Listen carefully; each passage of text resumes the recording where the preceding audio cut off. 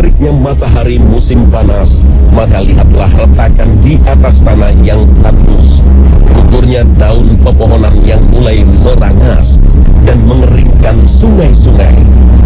Tidak ada satupun makhluk mampu hidup dalam kondisi tiada air, pun seorang manusia. Maka dalam kondisi seperti ini, ingatlah akan firman Allah Subhanahu wa Ta'ala dalam surat An-Nahl ayat 65. Wallahu anzala minas samaa'i ma'an fa ahya bihi al-ardha ba'da mawtiha. Inna fi dzalika laayatan liqaumin yasma'un. Dan Allah menurunkan air dari langit supaya dengannya Allah menghidupkan bumi setelah mati. Sesungguhnya dalam hal itu ada tanda-tanda bagi kaum yang mendengar. Maka hujan pun turun dari langit atas izin Allah, membasahi bumi, mengairi liukan sungai, menghijaukan alam. Hujan adalah pertanda kehidupan, sehingga ketika hujan turun, sejatinya adalah keberkahan Allah yang menyirami kita. Sayangnya, banyak manusia tidak menyadari keberkahan ini dan melihat dari sisi yang berbeda. Hujan adalah banjir, hujan adalah penyakit flu, dan hujan adalah bencana. Maka benarlah apa yang diceritakan Allah tentang watak dan karakter dasar manusia yang selalu lupa akan nikmat, lupa akan bersabar dengan ujian. Dan jika kami merasakan kepada manusia suatu rahmat atau nikmat dari kami, kemudian rahmat itu kami cabut daripadanya, pastilah mereka menjadi putus asa, lagi tidak berterima kasih. Dan jika kami rasakan kepadanya kebahagiaan sesudah bencana yang menimpanya, niscaya dia akan berkata, telah hilang bencana-bencana itu dariku. Sesungguhnya dia sangat gembira lagi bangga. Al-Quran Surah Hud ayat 9 hingga 10.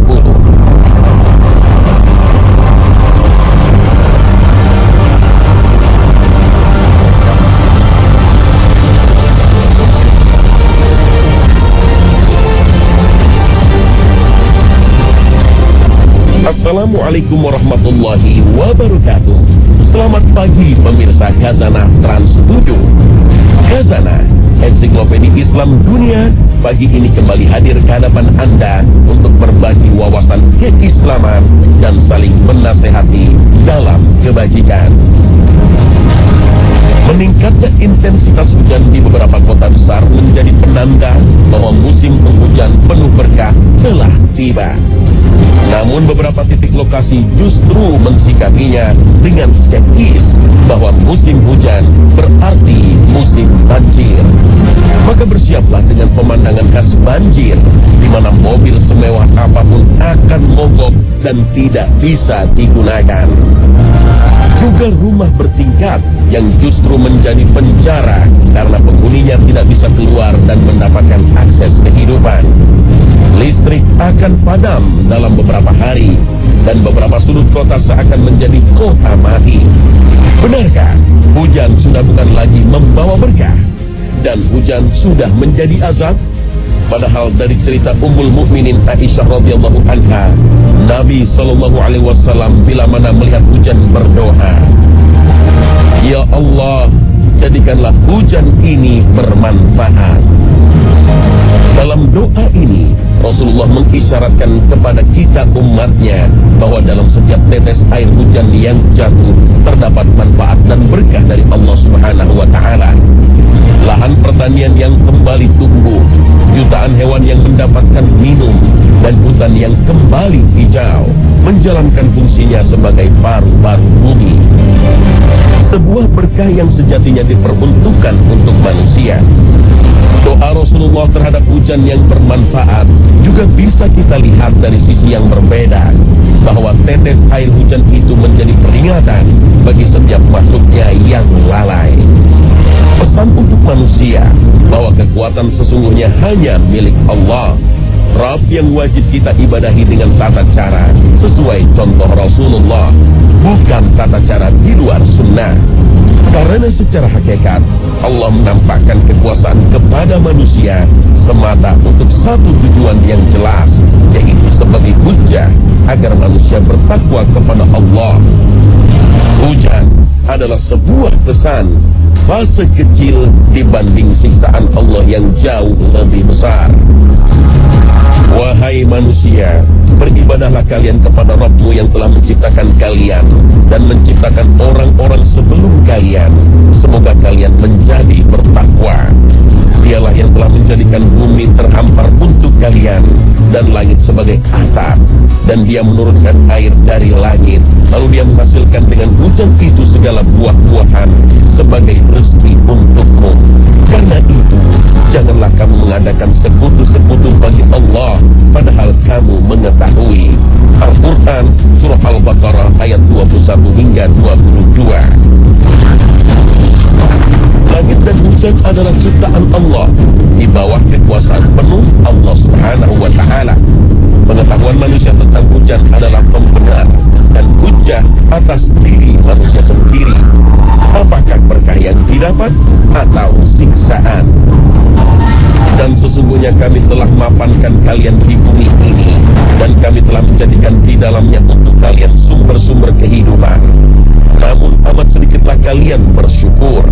Al-Quran Surah Al-A'raf ayat 10. Bentuk syukur manusia akan rahmat Allah bukan saja disikapi ketika hujan itu datang, tapi juga ketika hujan belumlah datang. Diakui bahwa di sekitar kita, masyarakat masih memanfaatkan jasa pawang hujan untuk menurunkan hujan. Padahal Rasulullah mengajarkan untuk mendirikan sholat sunnah meminta hujan dan hanya meminta kepada Allah tanpa perantara dukun atau pawang hujan. Sungguh perilaku ini adalah perilaku manusia zaman jahiliyah. Ketika banyak manusia dulu meminta hujan dengan ritual klinik, memasang bawang dan cabai di sabuk ijuk terbalik, melempar celana dalam ke atas genteng, dan akhirnya lagi-lagi bertemu dengan pawang hujan.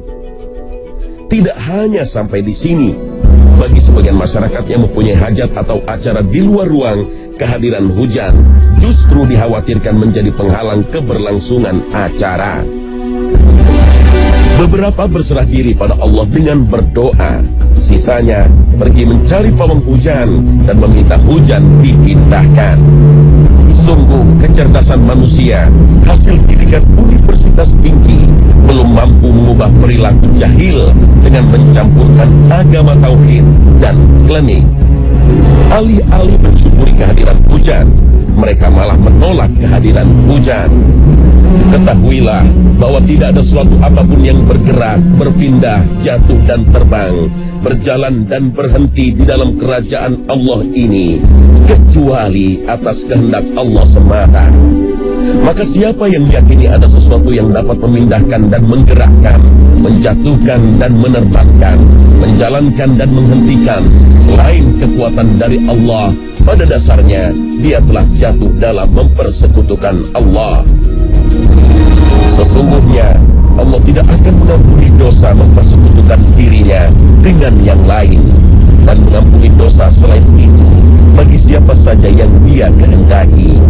Dan siapa saja yang mempersekutukan sesuatu dengan Allah, maka sebenarnya dia telah melakukan dosa yang sangat besar. Al-Quran Surah An-Nisa ayat 49.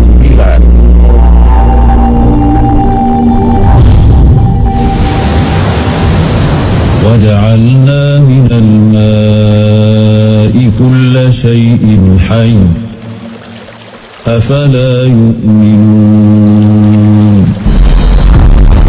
Kedudukan air yang begitu penting menjadikan hujan sangat layak dan pantas disebut sebagai rahmat.